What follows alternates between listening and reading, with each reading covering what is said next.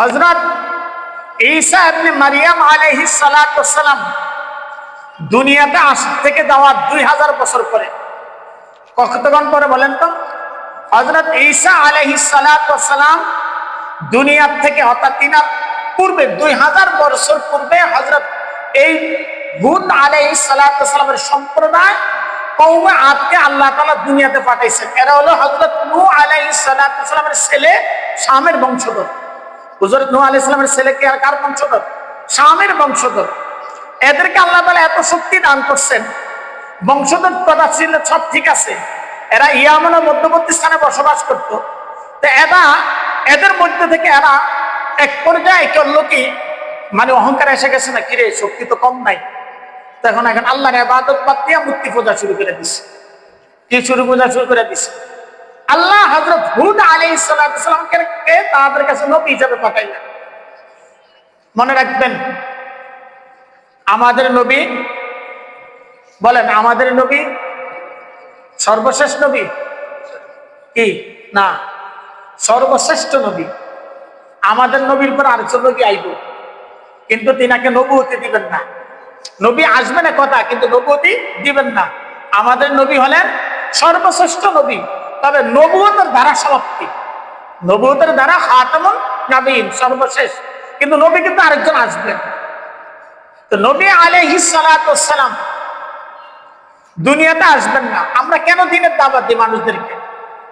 এই জন্য দেই, নবী যেহেতু আসবেন না, এই জন্য আমাদের দায়িত্ব হলো দিনের দাওয়াত দেওয়া।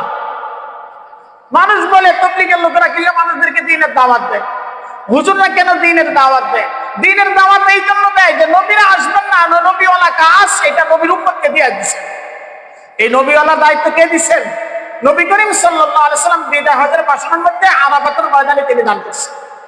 তো বলতেছিলাম, আদ সম্প্রদায় এটা এত বড় ভয়ঙ্কর ছিল, এত বড় শক্তিশালী ছিল, আমি আপনি কি খাই, এক গ্রামের মানুষ এখন বর্তমানে যা খায় তারা একজনে তা খাইতো। আমাদের এখন বর্তমানে এক গ্রামের মানুষ যা খায় তারা একাই তা খায় বলতো। বিশ্বাস হয় না? বিশ্বাস এরকম মানুষকে আল্লাহ দুনিয়াতে নেই নাই আগে? নিশ্চয় নিশ্চয় নিশ্চয়। আরে ভাই, আমাদের জাতির পিতা ইব্রাহিম আলাইহিস সালাম পায়ের চিহ্নটা আপনারা মক্কার পাশে দেখেন। যারা হাজী সাহেবরা দেখছেন মাকাম ইব্রাহিম, ওনার পায়ের সাপটা কত বড় না? সাইজে বড় কিনা বলেন তো? সাইজে উনি যদি এত বড় হয়, ওনার দেহটা কত বড় হইতে, পায়ের সাপটা যদি এত বড় হয়, দেহটা কত বড় হইতে পারে? তো এর আগে ইব্রাহিম আলাইহিস সালামের আরো অনেক আগে এই আদ সম্প্রদায়কে আল্লাহ তাআলা দুনিয়াতে যখন পাঠাইছেন, এদের খুব সুন্দর শ্যামল পাহাড়ি এলাকায় সুন্দর মতো খাইতো টাইতো লইতো, সবকিছু করতো, ভালো কথা। কিন্তু তারা আল্লাহ তাআলার ইবাদত বাদ দিয়ে দিছে। এখন নবী হুদ আলাইহিস সালাম আয়েশা বলে, আল্লাহ তা'বুদু ইল্লাল্লাহ, আল্লাহ তা'বুদু ইল্লাল্লাহ, আল্লাহর ছাড়া তারা ইবাদত করো না। কে বলে? নবী হুদ। আল্লাহ তা'বুদু ইল্লাল্লাহ, अल्लाह की सवा किसी का इबादत ना करो, अल्लाह की सवा किसी को माबूद ना समझो, अल्लाह के बाद दिया तुमरा काउके माबूद मने करो ना। इबादत करो एक अल्लाह ही का। अगर इबादत करने के लिए जरूरत हो तो इबादत करो एक अल्लाह ही का। इबादत कयजনের করা হবে? এক আল্লাহর। বলেন তো এক আল্লাহ? এক আল্লাহ। তার ইন্নী আখাফু আলাইকুম আযাব ইয়াউমিন আযীম, ইন্নী আখাফু, मैं डरता हूं, আমার ভয় লাগে তোমাদের ব্যাপারে, আযাব ইয়াউমিন আযীম, মহা যন্ত্রণাদায়ক কিয়ামত দিবসের আযাবের ব্যাপারে আমি তোমাদের ব্যাপারে খুব ভয় করি, খুব ভয় পাই। না জানি কিয়ামত দিবস আল্লাহ তোমাদেরকে কিভাবে ধরেন। নবী হুদ আলাইহিস সালাতু ওয়াস সালাম যখন তাদেরকে দ্বীনের দাওয়াত দিলেন, তারা উল্টা নবী হুদকে বলতে লাগলো, উল্টা কয়। দেখবেন কিছু লোকের যখন নামাজের কথা কইবেন, তখন কবে আমরা গিয়ে নামাজটা পড়ি। শেষ পর্যায়ে কি দেবো? কাফর ভালা না। শেষ পর্যায়ে কি বলবে জানেননি? কাফর ভালা না। এরকম ঘটনা অনেক ঘটে। যখন হুজুরা কইতে যায় একবার, ভাই চলেন না নামাজে চলেন, তো লাস্টে হুজুর কাফর ভালা না। কি ভালা না? কাফর ভালা না। এরকম কিছু লোক অজুহাত দেখায়নি, এখানে ঠিক এরা কয় কি বলে ক্বালু আজিতানা লিতাফিকানা আন্না লিয়াতিনা ফাতিনা বিমা তাউদিনা ইন কুনতুম সাদিকিন। তারা বলল কি জানেন? ক্বালু আজিতানা, তুমি আমাদেরকে দেশ দেবীদের উপাস্য থেকে তুমি কি করতেছো? ফিরাতে এসেছো। আন আলিহাতিনা, আজিতানা আইসো তুমি আমাদের কাছে এই জন্য। লিতাফিকানা আন আলিহাতিনা, আমাদের দেব দেবীদের যে পূজা করি ইবাদত করি এখান থেকে ফিরাইতে আইসো। আচ্ছা কাজ করো, ফাতিনা বিমা তাউদিনা ইন কুনতুম সাদিকিন। ও নবী হুদ, তুমি যদি সত্যবাদী হও তাহলে তুমি আমাদেরকে দেখাও, কিছু আইনা দেখাও যে তুমি বলতেছো আযাব আসবে, গজব আসবে। কোথায় আযাব আসবে, কোথায় গজব আসবে? কোথায় আযাব আসবে, কোথায় গজব আসবে?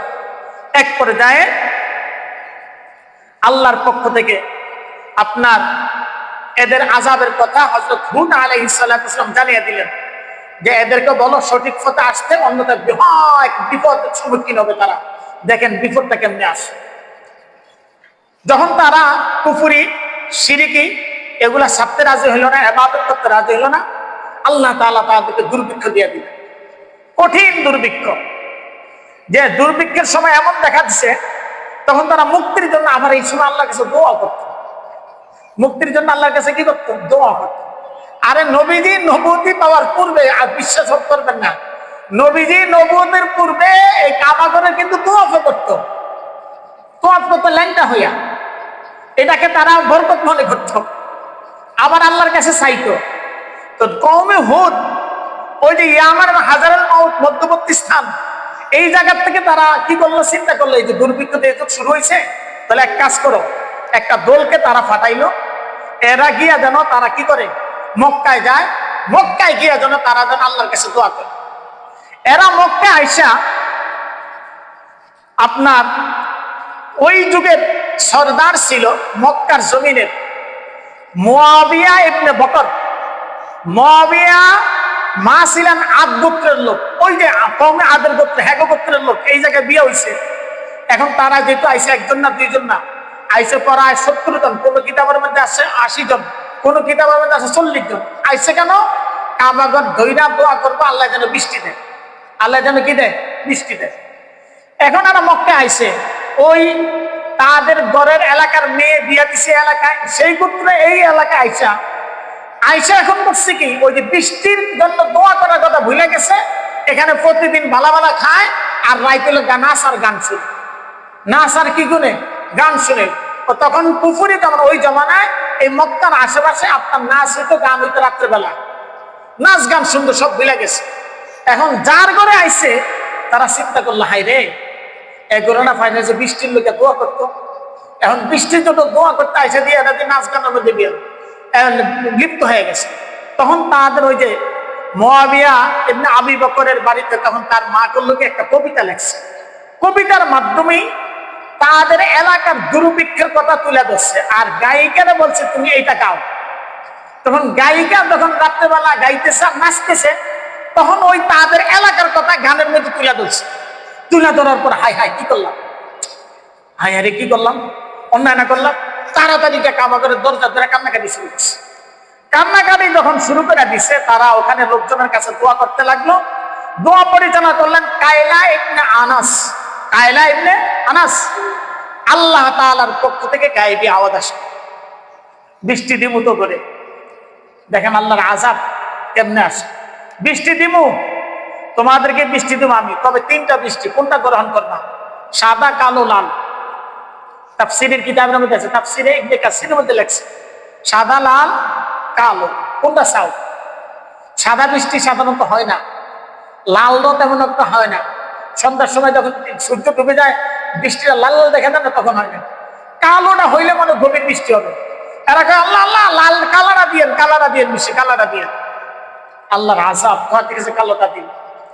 কালো আল্লাহ তাআলা বৃষ্টি পাঠাইছেন, কিন্তু হায় আফসোস, হায় আফসোস, আল্লাহর পক্ষ থেকে আওয়াজ আসলো যে কালো বৃষ্টি আসবে তোমাদের গোত্র উপরে, কেউ রেহাই পাবে না, কোন পিতা পুত্র পর্যন্ত রেহাই পাবে না।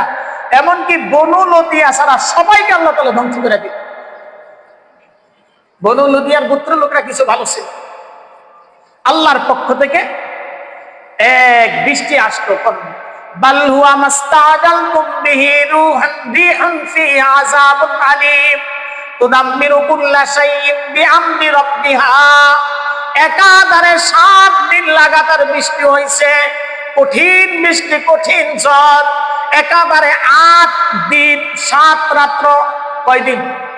8 দিন 7 রাত্র এত কঠিন বৃষ্টি হয়েছে। বৃষ্টি হয়েছে বিশাল আকারের দেহের মানুষগুলা এক একটা খেজুর গাছ যেরকম উফরাইয়া ফেলা হয়, উফরাইয়া ফেলা যেরকম ফালিয়া রাখে, ছোট ছোট গাছের চারা যেরকম মানুষ উঠায়, জ্বালা ক্ষেতের মধ্যে যেরকম জ্বালা উঠায়, ধানের চারা উঠায়, বিভিন্ন গাছের চারা উঠে যেরকম রাখে, ঠিক তদ্রুপ আল্লাহ তাআলা লাগাতার এদেরকে 7 দিন 8 রাত্র এরকম বৃষ্টির মাধ্যমে পুরো কওমে আদকে আল্লাহ তাআলা ধ্বংস করে দিয়েছেন।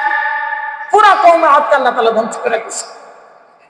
এদের এমনও শক্তি ছিল, তাফসীরের কিতাবের মধ্যে আছে, কওমে আদ বিশাল আকারের গাছ ধরে টাইনে উছড়ে ফেলে দিত। আমরা যেরকম ছোট ছোট অনেক সময় দেখা যায় ক্ষেতের মধ্যে আলাদা গাছ হলে এমনি উঠিয়ে ফেলে না হাত দিয়ে, ঠিক তদ্রুপ কওমে আদের এত শক্তি ছিল, বিশাল আকারের গাছ এগুলো উছড়ে ফেলাইত। আল্লাহ এদেরকে শাস্তি দিলেন এমন বৃষ্টি, সেই বৃষ্টির মধ্যে ছিল কোন কোন কিতাবের মধ্যে আছে আপনার ফাতরে বৃষ্টি, আবার ওই বৃষ্টির পানি ছিল এত বিষাক্ত, যার শরীর লাগতো তারই ধ্বংস করে দিছে। সবগুলো আল্লাহ তাআলা কওমে আদকে ধ্বংস করে দিছে, পুরা কওমে আদকে ধ্বংস করে দিছে। যারা বিশাল আকারের লোক ছিল, আকৃতির লোক ছিল, যারা পাহাড় ভেঙে বাড়ি করছে, বিশাল আকারের পাথর নিজেরা একা উঠে ফেলছে, সেই মানুষগুলাকে আল্লাহ তাআলা লাগাতার বৃষ্টির মাধ্যমে ধ্বংস করে দিছে। আল্লাহ ধরা বড়, বলেন আল্লাহ ধরা বড় ধরা। আল্লাহ যখন ধরেন তখন ছাড়েন না, আল্লাহ যখন ধরেন তখন ছাড়েন না, আল্লাহ যখন ধরবেন তখন কাউকে ছাড় দিবেন না। অতএব সাবধান, সাবধান। কিতাবের মধ্যে আসছে এদেরকে যে ধ্বংস করছিল, এই ধ্বংসের মধ্যে অনেকগুলা জিনিস আছে। এক করে যে আল্লাহ তাআলা কওমে আদকে ধ্বংস করলেন। আল্লাহ তাআলা হুদ আলাইহিস সালাতু সালাম এবং তার সম্পূর্ণ যারা তার অনুসারী ছিল তাদেরকে আল্লাহ তাআলা হেফাজত করছেন। আল্লাহ তাদেরকে কি করছেন? হেফাজত করছেন। নেককারদেরকে কঠিন বিপদের মধ্যে আল্লাহ কি করবেন? হেফাজত করবেন। আল্লাহ আমাদেরকে এখান থেকে শিক্ষা অর্জন করার তৌফিক দান করুন।